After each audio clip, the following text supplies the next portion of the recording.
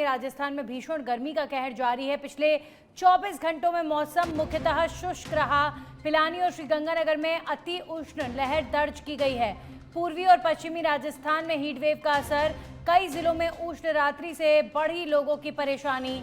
श्रीगंगानगर प्रदेश का सबसे गर्म शहर रहा। अधिकतम तापमान 48.2 डिग्री सेल्सियस दर्ज किया गया। संगरिया में न्यूनतम तापमान 35.6 डिग्री सेल्सियस दर्ज किया गया। मौसम विभाग ने आगामी दिनों में अंधड़ और बारिश की संभावना जताई है। तो कई जिलों में मौसम शुष्क रहा। वहीं श्रीगंगानगर राजस्थान का सबसे गर्म शहर दर्ज किया गया है। अधिकतम तापमान 48.2 डिग्री सेल्सियस दर्ज किया गया। लगभग 49 डिग्री सेल्सियस श्रीगंगानगर का तापमान। वहीं संगरिया में न्यूनतम तापमान 35 डिग्री रहा। मौसम विभाग ने आगामी दिनों में आंधी और बारिश की संभावना जताई है। तो राजस्थान में इस वक्त भीषण गर्मी का कहर लगातार जारी, लू चल रही है। हीटवेव की वजह से लोगों का निकलना दुश्वार। पिछले 24 घंटे में मौसम मुख्यतः शुष्क रहा। पिलानी और श्रीगंगानगर में अति उष्ण लहर दर्ज की गई है।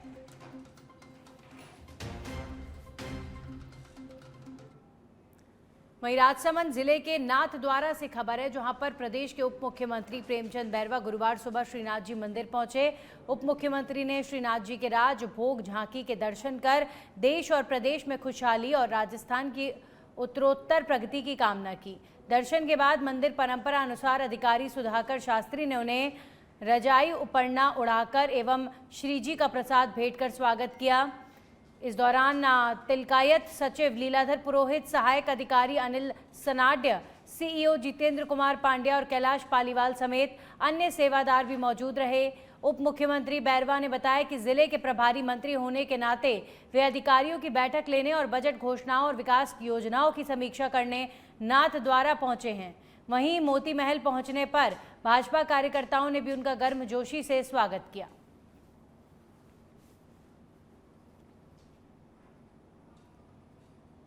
अब खबरों में आगे बढ़ेंगे। मुख्य सचिव वी श्रीनिवास ने पुलिस मुख्यालय स्थित अभय कमांड कंट्रोल सेंटर का निरीक्षण किया है। वे वहां आने वाले अपराधों की सूचनाओं और त्वरित कार्रवाई की प्रक्रिया से खुद जानकारी ले रहे थे। इस दौरान अतिरिक्त मुख्य सचिव गृह भास्कर ए सावंत और डीजीपी राजीव शर्मा भी मौजूद रहे।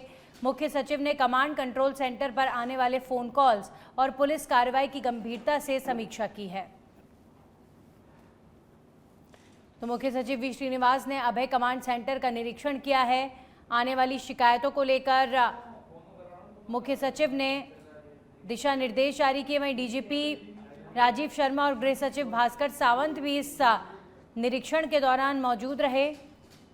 अभय सेंटर जहां पर लोग कॉल्स करके मुसीबत के समय में मुख्य तौर पर पुलिस को बुलाने का कार्य करते हैं या फिर अपनी मुसीबत में शासन प्रशासन से मदद की गुहार लगाते हैं।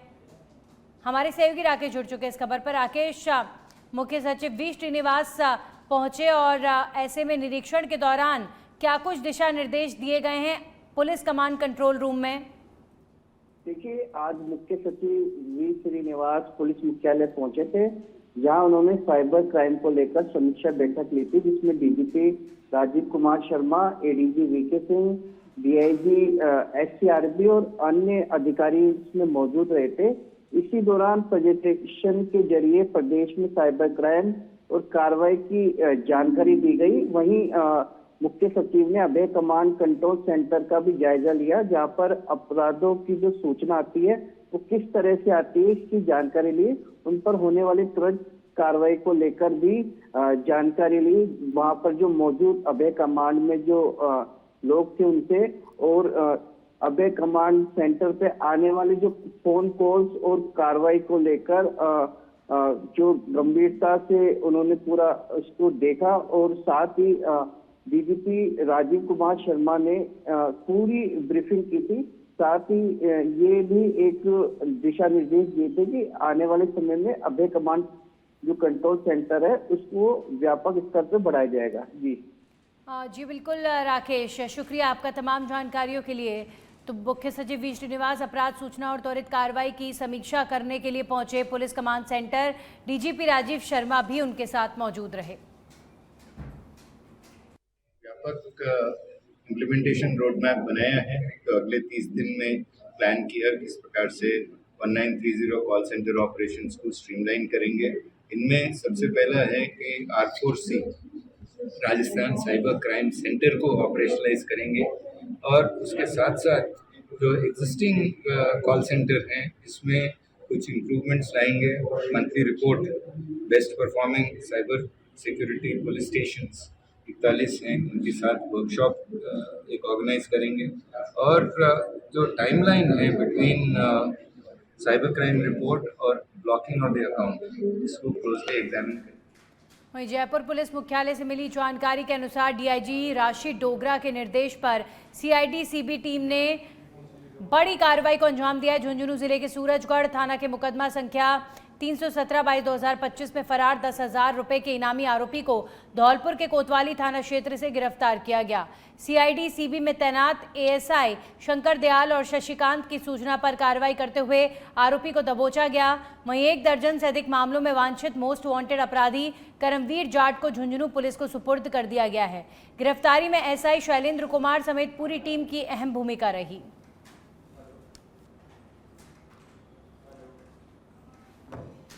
वंदे गंगा जल संरक्षण जन अभियान के तहत जन स्वास्थ्य अभियांत्रिकी विभाग सांबर लेक द्वारा भीषण गर्मी में आमजन को राहत देने के लिए सराहनीय पहल की जा रही है। सांबर लेक बस स्टैंड परिसर में टेंट लगाकर ग्रामीणों और राहगीरों को शीतल पेयजल एवं शरबत उपलब्ध करवाया जा रहा है। उपखंड अधिकारी ऋषिराज कपिल ने मौके पर पहुंचकर इस सेवा कार्य की सराहना की और स्वयं भी लोगों को पेयजल वितरित किया। सहायक अभियंता संजय कुमार के नेतृत्व में विभागीय टीम सक्रिय रूप से कार्य कर रही है, जिसमें कनिष्ठ अभियंता अंजलि नागरवाल भी सहयोग कर रहे हैं। इस पहल से स्थानीय लोगों ने राहत की भावना व्यक्त करते हुए विभाग का आभार जताया है।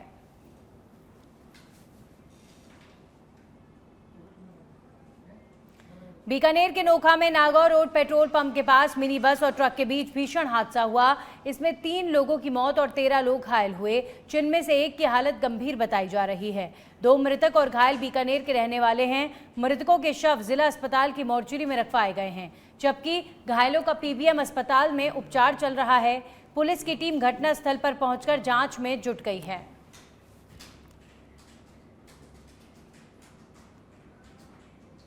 श्रीगंगानगर के पदमपुर क्षेत्र में सावंतसर के पास एक ट्रैक्टर ट्रॉली अनियंत्रित होकर पलट गई, जिससे बड़ा हादसा हो गया। हादसे में ट्रॉली में सवार 10 लोग घायल हो गए हैं, जिन्हें तत्काल पदमपुर सीएचसी लाया गया। सभी घायल एक ही परिवार के बताए जा रहे हैं और ईंट भट्टे पर काम करने वाले श्रमिक हैं। इनमें से 4 गंभीर घायलों को प्राथमिक उपचार के बाद श्रीगंगानगर रेफर कर दिया गया है। सूचना पर एसडीएम अजीत गोदारा भी सीएचसी पहुंचे और घायलों के स्वास्थ्य की जानकारी ली।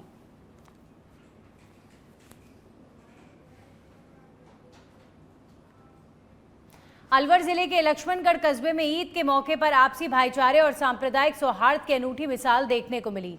ईद की नमाज के बाद मस्जिद से बाहर निकल रहे मुस्लिम समाज के लोगों का हिंदू समाज के लोगों ने पुष्प वर्षा कर स्वागत किया और ईद की मुबारकबाद दी गई। इस दौरान हल्देनिया और हरियाणा परिवार की ओर से नमाजियों के लिए शीतल शरबत और ठंडाई की व्यवस्था भी की गई। कार्यक्रम में दोनों समुदायों के लोगों ने एक दूसरे का साफा और माला पहनाकर सम्मान किया। इस अवसर पर मौजूद लोगों ने कहा कि ऐसे आयोजन समाज में प्रेम, एकता और सौहार्द को मजबूती प्रदान करने का काम करते हैं।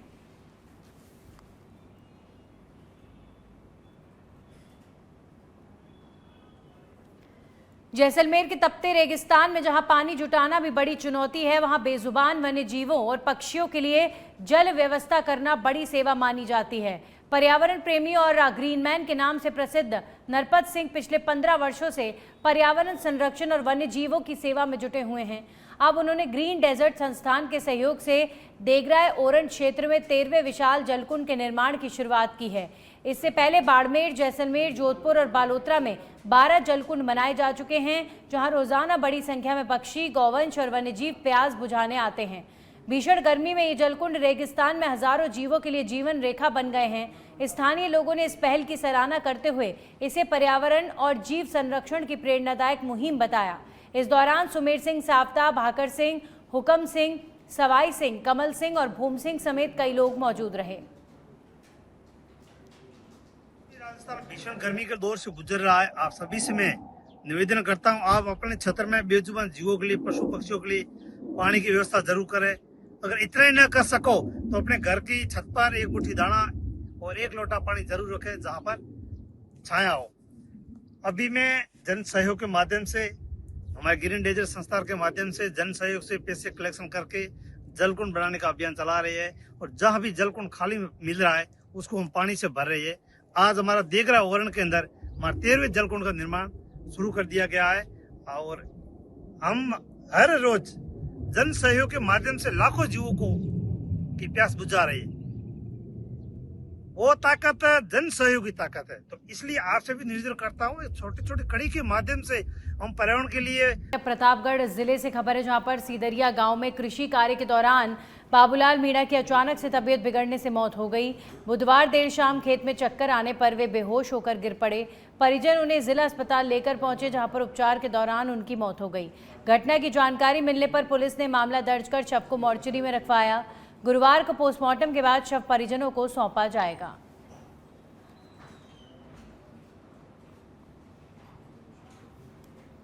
करौली जिले के हिंडौन सिटी से गर्व की खबर सामने आई है, जहां पर करौली जिले की बेटी माधवी छिपी को देश के प्रधानमंत्री नरेंद्र मोदी की ओर से बधाई पत्र प्राप्त हुआ। प्रधानमंत्री का पत्र मिलने पर माधवी और उनके परिवार में खुशी का माहौल है। माधवी ने इसे अपने जीवन का प्रेरणादायक और गौरवपूर्ण पल बताया।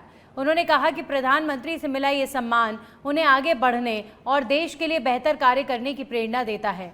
माधवी ने बताया कि वे प्रेरणा कार्यक्रम में शामिल हुई थी, जो युवाओं में व्यक्तित्व विकास, नेतृत्व क्षमता और राष्ट्र निर्माण के लिए कौशल विकसित करने का महत्वपूर्ण माध्यम बन रहा है। कार्यक्रम के दौरान उन्होंने वडनगर की सांस्कृतिक और ऐतिहासिक विरासत को भी करीब से जाना। माधवी का कहना है कि प्रधानमंत्री मोदी के नेतृत्व में युवाओं को लगातार नए अवसर मिल रहे हैं और विकसित भारत 2047 के संकल्प को साकार करने में युवाओं की भूमिका मजबूत हो रही है।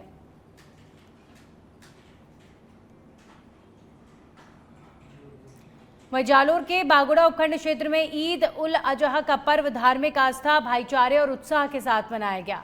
सुबह से ही मुस्लिम समाज में उत्साह का माहौल रहा और लोग नए कपड़े पहनकर ईदगाह और मस्जिदों में पहुंचे, जहां सामूहिक रूप से ईद की नमाज अदा की गई। नया खेड़ा स्थित जामा मस्जिद में मौलाना मोहम्मद रजवी ने नमाज अदा करवाई और खुतबे में भाईचारे, कुर्बानी और अमन चैन का संदेश दिया। नमाज के बाद लोगों ने एक दूसरे को गले मिलकर ईद की मुबारकबाद दी। खोखा गांव समेत सेवड़ी, राहा बिछावाड़ी और मोरसी में भी ईद की नमाज शांतिपूर्ण माहौल में संपन्न हुई।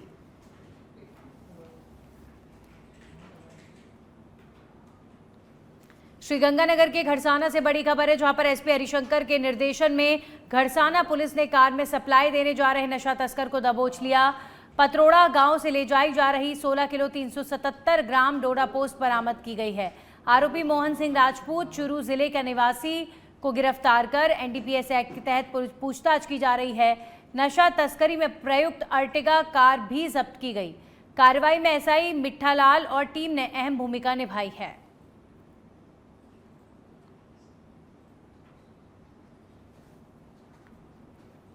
जालोर के चितलवाना उपखंड के वेड़िया गांव में गाड़ी को साइड देने के मामूली विवाद ने हिंसक रूप ले लिया। दो पक्षों के बीच हुई झड़प के दौरान बाजार क्षेत्र में अफरा तफरी मच गई और कई वाहनों में तोड़फोड़ की गई। आरोप है कि बिना नंबर प्लेट की पिकअप से अन्य गाड़ियों को टक्कर मारी गई। लाठी डंडों से हुई मारपीट में दोनों पक्षों के कई लोग घायल हो गए। सूचना पर डुंगरी चौकी पुलिस मौके पर पहुंची और बाद में सरवाना और सांचौर से अतिरिक्त जाब्ता बुलाया गया। पुलिस ने 2 उपद्रवियों को हिरासत में लिया है और 4 क्षतिग्रस्त वाहनों को जब्त कर लिया गया है। सीसीटीवी फुटेज के आधार पर अन्य आरोपियों की तलाश जारी है, जबकि इलाके में पुलिस गश्त बढ़ा दी गई है।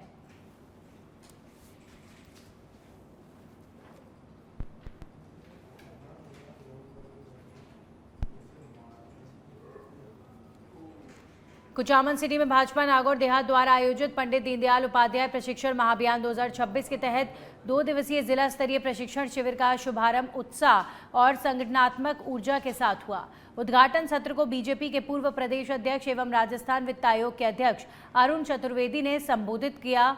इस अवसर पर जिलाध्यक्ष सुनीता माहेश्वरी समेत बड़ी संख्या में पदाधिकारी और कार्यकर्ता मौजूद रहे।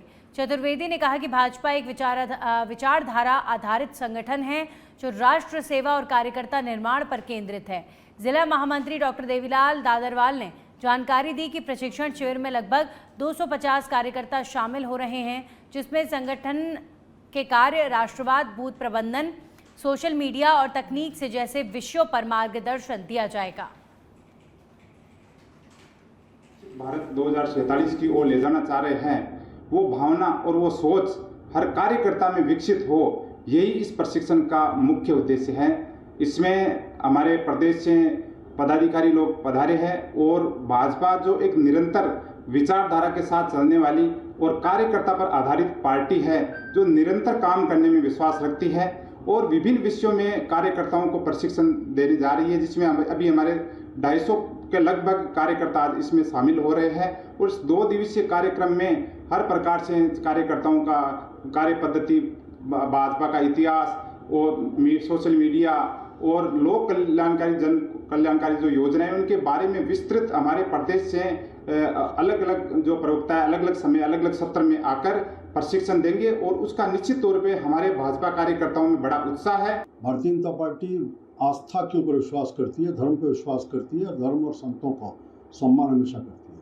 निश्चित रूप से उन धार्मिक स्थानों का संरक्षण और इसके साथ साथ विकास, दोनों चीज़ जरूरी है। विकास के साथ साथ युवाओं का रोजगार भी जुड़ा है, बाकी सब चीज़ें भी जुड़ी हैं। इसलिए सब मिलकर के अभी राजस्थान सरकार ने संतों का सम्मान करते हुए उनके विषय को रखते हुए इस विषय को समाधान किया। मोदी जी तो कह रहे हैं कि तेल की बचत करो, सोना नहीं खरीदे और विदेश की यात्रा करें, कांग्रेस उन पर आरोप लगा रही है, क्या कहेंगे इस बात पर? इसका जवाब तो स्वयं मीडिया ने अपने अपने स्थानों पर दिया है। मोदी जी गए तो अपने केवल भ्रमण के लिए नहीं गए, टूरिस्ट के लिए नहीं गए। जहाँ गए वहाँ जाकर के देश के लिए जितना खर्च किया उससे कई गुना ज़्यादा लेकर के आए।